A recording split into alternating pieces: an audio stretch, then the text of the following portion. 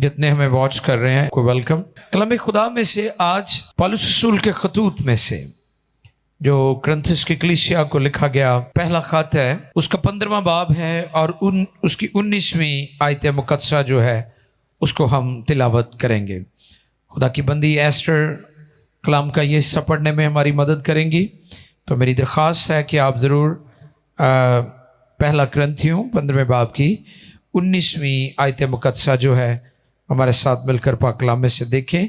जितने भी नाज़रीन हैं वो भी बाइबल मुकद्दस को खोलें और हमारे साथ मिलकर खुदा के कलाम को ध्यान से सुनें।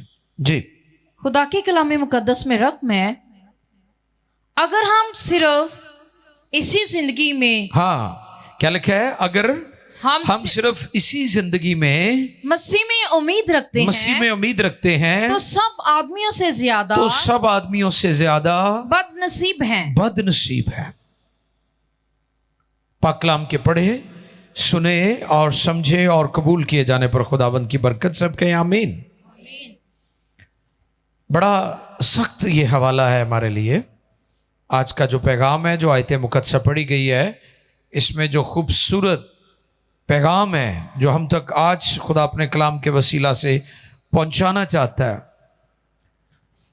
वो आज ये है, सब आदमियों में से ज्यादा बदनसीब। फिर सुन ले, सब आदमियों से ज्यादा बदनसीब। मैं फिर रिपीट करता हूं, सब आदमियों से ज्यादा बदनसीब। मेरे साथ बोलें, सब आदमियों से ज्यादा बदनसीब। ये आज का टॉपिक है। अगर हम सिर्फ इसी जिंदगी से मुराद क्या है, जो हमारी जमीनी जिंदगी है, वो जिंदगी जो 50 साल की भी है, 60 साल की भी है, 70 साल की भी है, 80 साल की भी है।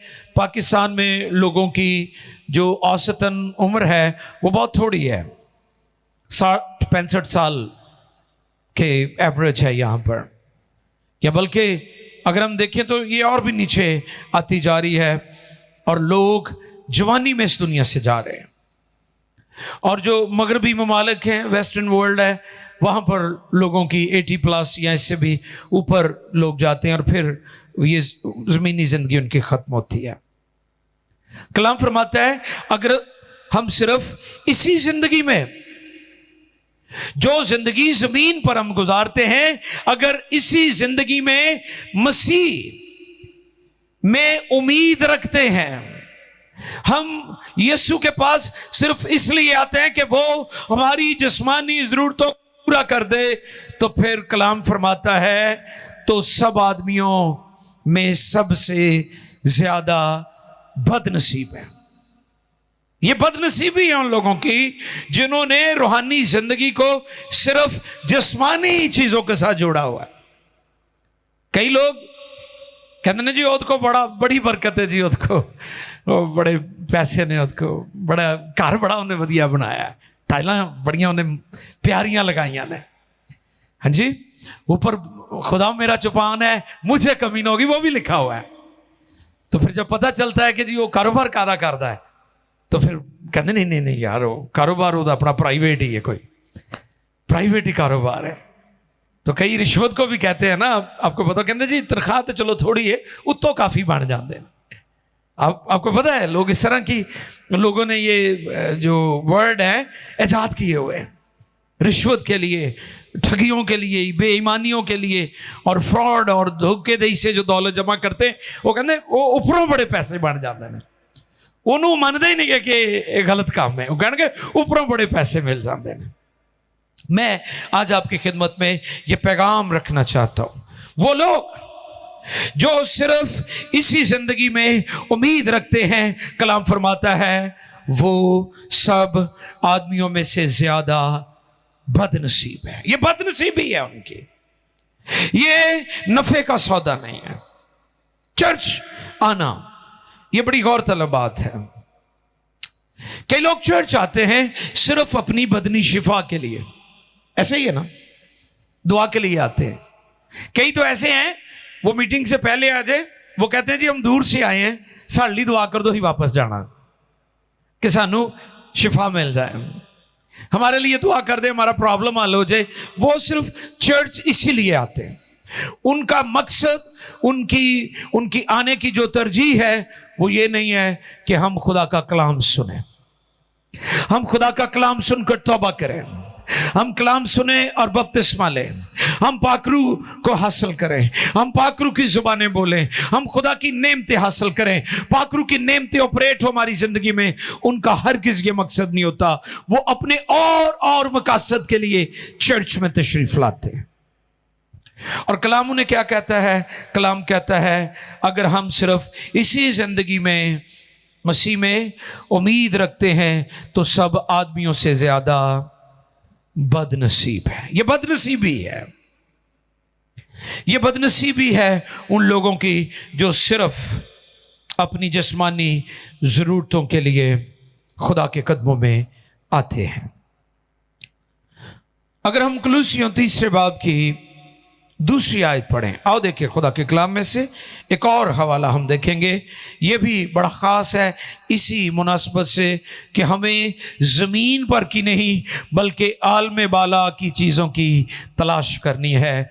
कुलुस्सियों 3 बाब की दूसरी आयत मुकद्दसा, जी खुदा की बंदी हमारे लिए पढ़ेंगी। कुलुस्सियों 3 बाब है, दूसरी आयत है, आलम बाला की चीजों के ख्याल में आलम बाला की चीजों के ख्याल में रहो, ना कि जमीन पर ना कि जमीन पर की चीजों के। कौन सी चीजों के ख्याल में रहना है?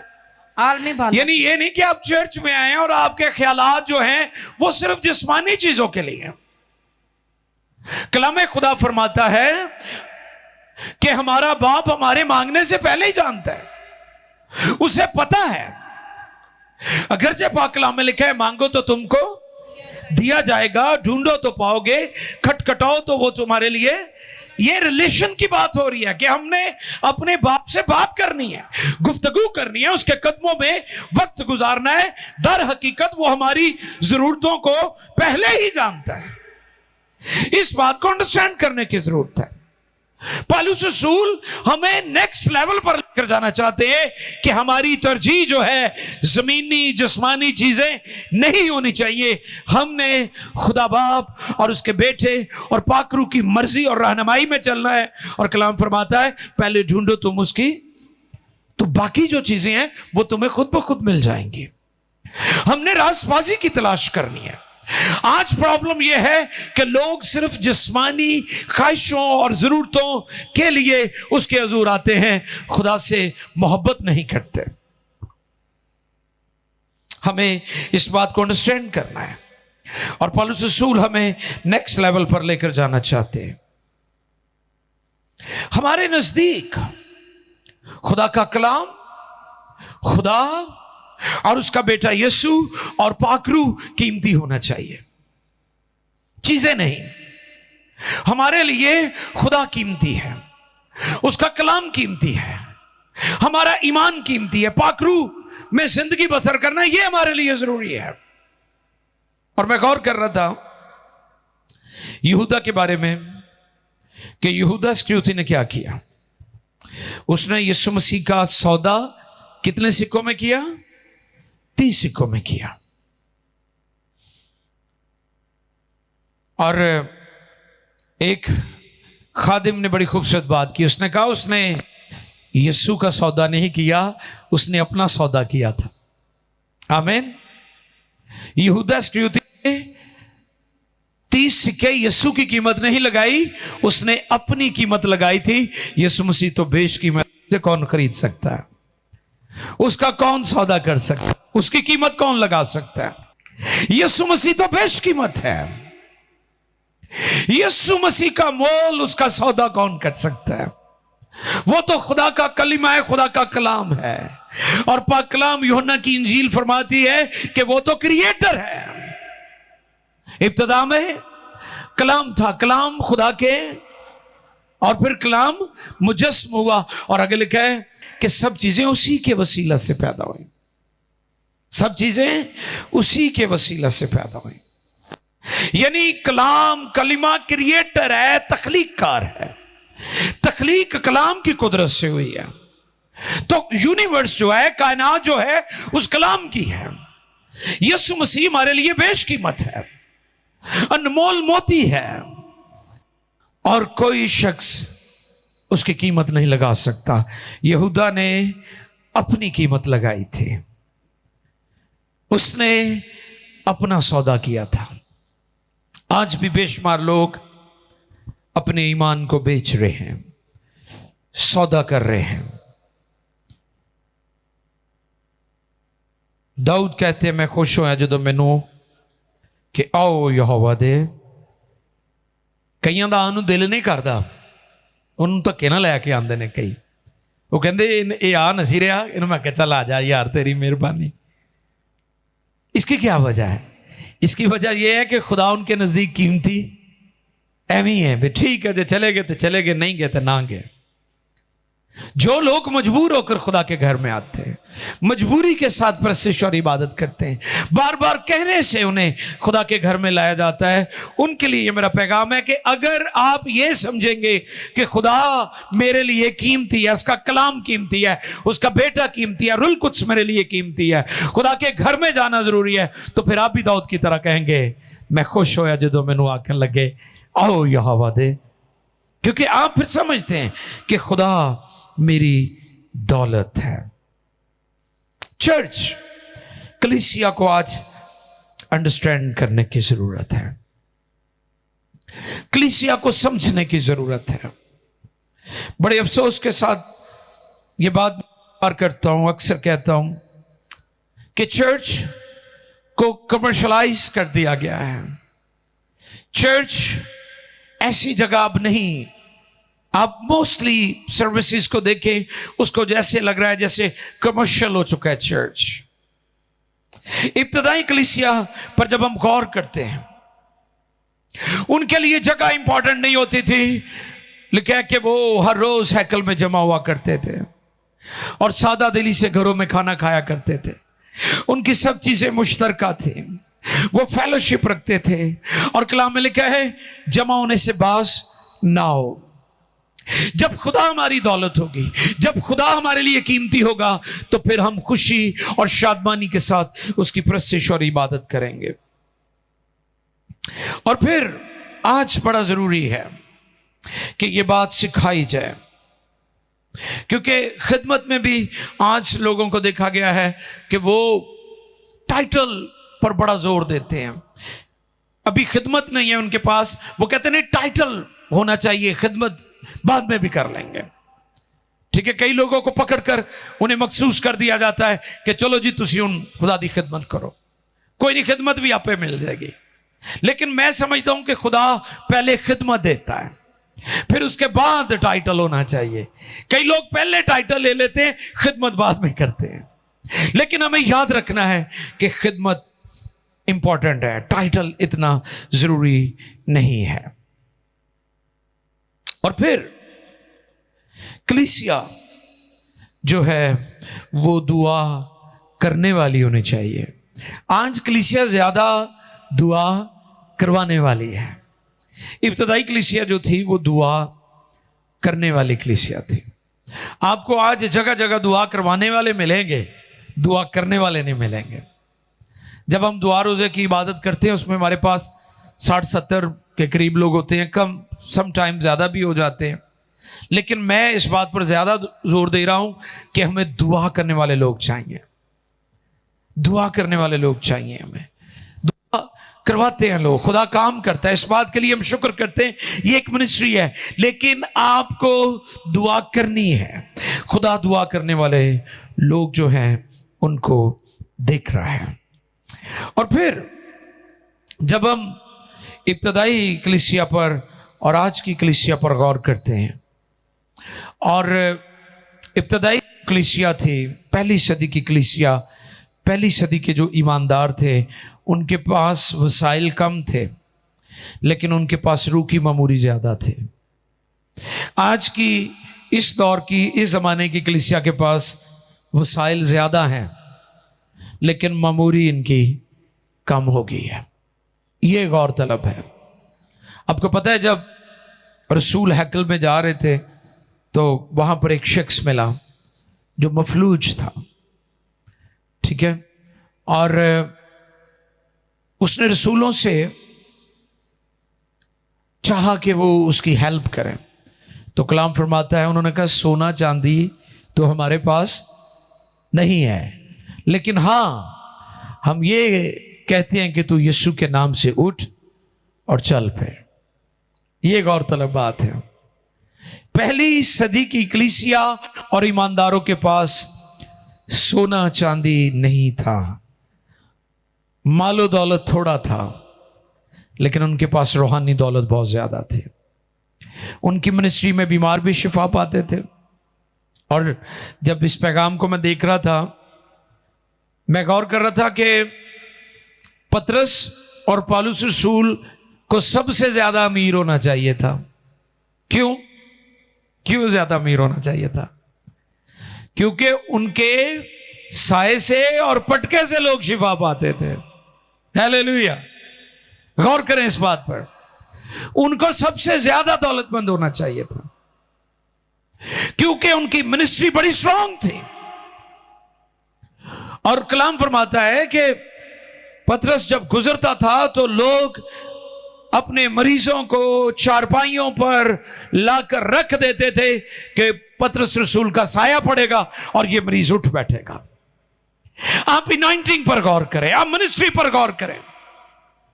और पौलुस रसूल के पटके से, उसकी चादर से बीमार शिफा पाते थे। जहां वो खुद नहीं जाते थे, अपना पटका दे देते थे, जाओ उसके ऊपर डाल दो, मरीज ठीक हो जाएगा। उन्हें बहुत ज्यादा दौलतमंद होना चाहिए था, क्योंकि आज भी तो यही हो रहा है ना कि लोग अपनी रूहानी अथॉरिटी को जिस्मानी जरूरतों के लिए इस्तेमाल कर रहे हैं। वो खादिम जो दुआ के इस पैसे लेते हैं, मैं उनकी बात कर रहा हूं। वो लोग जो दुआ की फीस लेते हैं, जो लोगों से तलब करते हैं, लोगों को मोटिवेट किया जाता है। कलाम की तालीम है, तुमने मुफ्त पाया और मुफ्त देना। अगर आप किसी शख्स से जिसके लिए आप दुआ कर रहे हैं या बदरूहें निकाल रहे हैं, अगर आप उससे पैसे ले लेंगे तो वो यीशु मसीह पर ईमान कभी नहीं लाएगा, क्योंकि वो ये कहेगा कि मैंने दुआ की फी दी है, मैंने फीस देकर ये दुआ करवाई है। पतरस और पौलुस को सबसे ज्यादा अमीर होना चाहिए था, क्योंकि उनके साए से और उनके कपड़ों और पटके से बीमार शिफा पाते थे। और आपको पता है, खुदावंद यीशु को भी इब्लीस जब आजमा रहा था तो उसने क्या कहा था? फरमा, ये पत्थर, यानी तू अपने इख्तियार को इस्तेमाल कर और अपने पेट की जरूरत को पूरा कर। आप यूं कह ले, इब्लीस इस बात के लिए यीशु मसीह को आजमा रहा है कि यीशु अपने रूहानी इख्तियार को बदनी जरूरत के लिए इस्तेमाल करे। आज ये सीखने वाली बात है कलीसिया के लिए, ईमानदारों के लिए, खास तौर पर वो लोग जो हीलिंग मिनिस्ट्री पर काम कर रहे हैं। कई दफा देखा गया है कि लोग हजारों रुपया उनके पास इसलिए लेकर जाते हैं कि ये मेरे लिए तसल्ली से दुआ करेगा, क्योंकि मैं पैसे लेकर जा रहा हूं। रसूल बहुत दौलतमंद हो सकते थे। पतरस रसूल जिसके साए से लोग शिफा पाते थे, पौलुस रसूल जिसके पटके से लोगों को शिफा मिलती थी। और यह कितनी जबरदस्त मिनिस्ट्री है। और आज के खादमों के लिए यह चैलेंज भी है कि उनको इस बात पर गौर करना होगा कि पहली सदी की कलीसिया के पास वसाइल कम थे, लेकिन इनॉइंटिंग बहुत ज्यादा थी। और आज के ईमानदारों और चर्च के पास वसाइल ज्यादा आगे हैं, इनॉइंटिंग कम हो गई है, इसलिए रूहें कम बचाई जा रही हैं। और यह बात मैं अक्सर सिखाता हूं कि पतरस ने मुनादी की, एक उसके वांस ने 3000 लोगों को बचा लिया। एक पैगाम, एक शख्स ने मुनादी की, 3000 बच गए। आज 3000 मुनादी कर रहे हैं, एक रूह नहीं बच रही, क्योंकि वो आलिम बामल थे। वो जो प्रीच करते थे वो उन किरदार के साथ जुड़ा हुआ था, उनके कैरेक्टर के साथ जुड़ा हुआ था। और फिर मैं ये बात आपकी खिदमत में रखना चाहता हूं कि रसूलों के साए से, उनके पटके से बीमार शिफा पाते थे, लेकिन उन्होंने अपने रूहानी इख्तियार को जिस्मानी ज़रूरतों के लिए इस्तेमाल। आज ही मैं बात कर रहा था प्रोफेसर साहब के साथ, मैं और एस्टर, के दो तरह के खादमीन हैं। नंबर एक, वो जो बाइबल के लिए खुद खर्च हो गए हैं। पहली किस्म उन खुदाम की है जिन्होंने अपनी सेहत, अपनी औलाद, अपने खानदान, अपना वक्त, अपनी एज नहीं देखी, अपनी सेहत नहीं देखी, हालात नहीं देखे, मौसम नहीं देखे, और उन्होंने अपना आप बाइबल के प्रचार और बाइबल के इश्तहार के लिए खर्च कर दिया। और दूसरी किस्म उन खुदाम और ईमानदारों की है जो खुद तो खर्च नहीं हुए लेकिन बाइबल को अपने लिए खर्च कर रहे हैं, बाइबल को सामने रखकर अपनी जरूरतों का डंडोरा पीट रहे हैं। आइए गौर करें कि रसूलों के साए और पटके से लोग शिफा पाते थे, लेकिन उन्होंने अपनी स्पिरिचुअल अथॉरिटी को अपनी बदनी ज़रूरतों के लिए इस्तेमाल नहीं किया, क्योंकि वो जानते थे कि जिस खुदा ने हमें निजात दी है रोटी कपड़ा मकान भी देगा। और पौलुस रसूल के बारे में कलाम फरमाता है कि वो अपने हाथ से मेहनत मजदूरी करते थे। तंबू, ये टेंट जो लगा हुआ है हमारे ग्राउंड में, ये काम करते थे हाथ से सिलाई करके। अब गौर करें, ऐसा शख्स जिसके पटके से बीमार शिफा पाते हैं, वो तो बड़ी दौलत इकट्ठी कर सकता सी ना, लेकिन उन्होंने ऐसा नहीं किया। तो इसलिए ये मेरा पैगाम है। लोग हमारे पास यहाँ भी आते हैं, PMI में लोग गैर मसीही भी आते हैं, दुआ के फ़ौरन बाद वो हदिया देते हैं। मैं उन्हें कहता हूँ हमने आपके लिए दुआ फ्री में की है, दुआ की कोई फीस नहीं होती, दुआ के इवज पैसे नहीं होते। खास तौर पर कलाम में लिखा है, पौलुस रसूल कहते हैं कि तुम मेरे आने से पहले ही चंदे जमा कर लिया करो, क्योंकि हम गैर कौमों से कुछ नहीं लेते। गैर कौमों से कुछ, ये पाकलाम की तालीम है, क्योंकि अगर आप गैर कौमों से शिफा के पैसे लेंगे, वो यीशु को कभी कबूल नहीं करेंगे, क्योंकि वो कहेंगे हमने तो फीस देकर दुआ करवाई है, जैसे डॉक्टर को फीस दी जाती है। आपको पता ही है, डॉक्टर ਨੂੰ ਤੇ ਹੁੰਦਾ ਨਾ ਵੀ ਇਹ ਠੀਕ ਹੋਵੇ ਤੇ ਭਾਵੇਂ ਨਾ ਹੋਵੇ, ਮੈਨੂੰ ਤਾਂ ਫੀਸ ਮਿਲੇ। ਤੇ ਵਕੀਲ ਨੂੰ ਹੁੰਦਾ ਹੈ ਬੰਦਾ ਭਾਵੇਂ ਜਾਂਦੇ ਫਾਇਲ ਲੱਗ ਜਾਏ, ਪਹਿਲੇ ਫੀਸ ਉਹਦੀ ਜਮ੍ਹਾਂ ਕਰਾ ਦਿਓ। ਉਹਨੂੰ ਕੋਈ ਨਹੀਂ ਵੀ ਬੰਦਾ ਛੁੱਟੇਗਾ ਜਾਂ ਬਚੇਗਾ, ਉਹਨੂੰ ਫੀਸ ਚਾਹੀਦੀ ਹੈ। ਡਾਕਟਰ ਨੂੰ ਕੋਈ ਗੱਲ ਨਹੀਂ ਕਿ ਦਵਾਈ ਅਸਰ ਕਰਦੀ ਹੈ ਕਿ ਨਹੀਂ। तो कई बार डॉक्टर दवाई भी वही लिखता जी वो क्लीनिक के लागे लभदी है। ये तो सूरत हाल है, और आज ये बातें चर्च में भी घुसती आ रही हैं। इसलिए यहाँ पर खुदा के कलाम में जो तालीम दी गई है कि अगर हम सिर्फ इसी ज़िंदगी में मसीह में उम्मीद रखते हैं तो सब आदमियों से ज़्यादा, क्या है जी, बोल दें ज़रा, औखा क्या जा रहा है ना, सख्त लफ्ज है। अगर सिर्फ हम इसी जिंदगी में उम्मीद रखते हैं तो सब आदमियों से ज्यादा बदनसीब हैं। हमारी उम्मीद जो है वो आसमान है, हमारी डेस्टिनेशन, हमारी डेस्टिनी हेवन है। डॉक्टर बिली ग्राहम कहते हैं जमीन हमारा सफर है और आसमान हमारी मंजिल है। आसमान हमारी मंजिल है, आसमान हमारा होप है। तो इसलिए हम खुदावन कादर मुतलक खुदा के हुजूर आसमानी आलम वाला की चीज़ों के ख्याल में रहें, ना कि ज़मीन पर की चीज़ों।